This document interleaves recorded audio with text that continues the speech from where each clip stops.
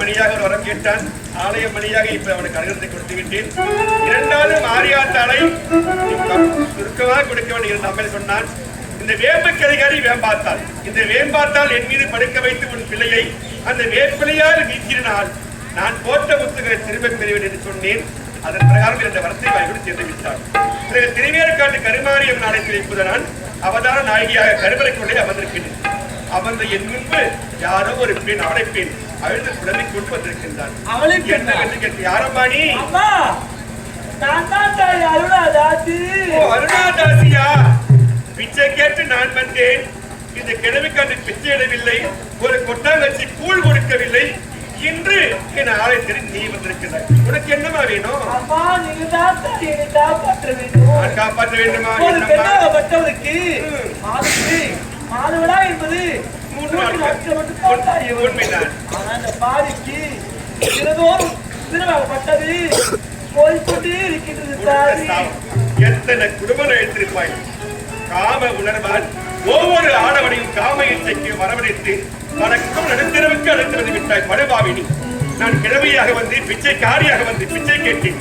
அப்போ என்னையே நீ முச்சோடு மதித்தாய். அது விடவே கொடுத்த சாவம் தீராத வைத்தவனி தீராத உதிரப்போக்கு.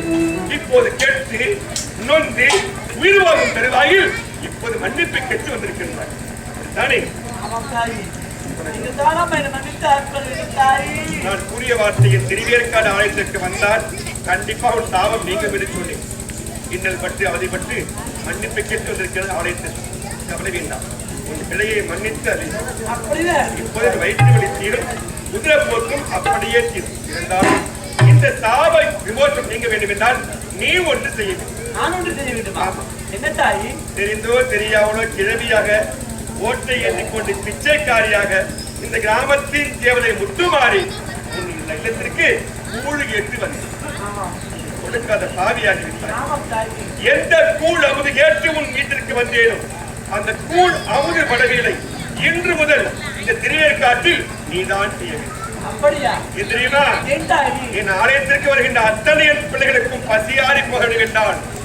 அப்படிப்பட்ட தேவ அமுது குளமான அந்த கூழ் அமுது படைகளை நீ படைக்க வேண்டும். அதை என் பிள்ளை அருந்த வேண்டும், பசி தீர வேண்டும், சந்தோஷமா என போக வேண்டும். அருணா என்ற பெயர் நீங்கி இன்று முதல் அன்னதாசி என்ற பெயர் வைத்து இந்த திருவேற்காட்டு ஆலயத்தில் அன்ன படைகளை கூழ்வாருக்கு முற்றவற்றை நான் செய்ய வேண்டும். அது மட்டுமில்லாமல் உலகத்தில் எங்கெல்லாம் இந்த அம்பாள் ஆலயம் இருக்கிறதோ அங்கெல்லாம் இந்த கூழ்வாருக்கு முற்றவற்றை என் பிள்ளைகள் எல்லோரும் செய்ய வேண்டும். அப்படி ஆழத்திற்கு வந்த அனைத்து பிள்ளைகளும் பசியாறி போக வேண்டும். இதுதான் முந்தைய நாள் தேவதை முத்துமாரிக்கு ஊற்றிய கூழ். அந்த சாகை அவரது படைகள் இவன் கூறிய வார்த்தைதான் இன்று நீங்கள் ஊற்றிக் கொண்டிருக்கிறீர்கள். பல பேர் பசியை தீர்ந்தால்தான் நீங்களும் பல பேர் பசியை தீர்க்கின்றனர். தாசை அம்மா, அது மட்டும் கிடையாது. வாயில் வந்து ஒரு தாசி என்றும் பேசி என்றும் கேள்வி என்றும் பேசியிருக்கிறப்பா. அனுப்பிச்சு விட்டாரு.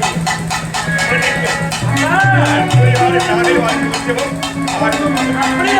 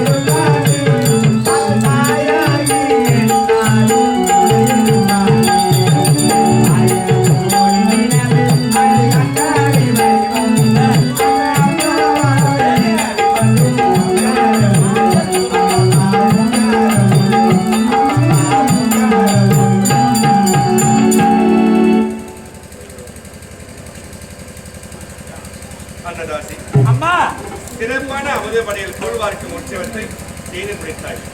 என் கருவறைக்குள்ளே கூழ் அமுது படையை கொண்டு வந்து குணமாக கொடுத்து அந்த கூழை நான் மனமாற அறிந்தேன். பசி என்று வந்து கேட்டேன், இன்று என் பசியை தீர்த்தாய். ஆமாம் தாயே. அதனால் என் பிள்ளைகளை பசியில் செல்ல வேண்டும் என்றுதான் இந்த சாகைவார்க்கு உற்சவத்தை செய்து அனைத்து பிள்ளைகளும் பசியாறி போக வேண்டும் என்று இந்த உற்சவத்தை ஆரம்பித்தார்.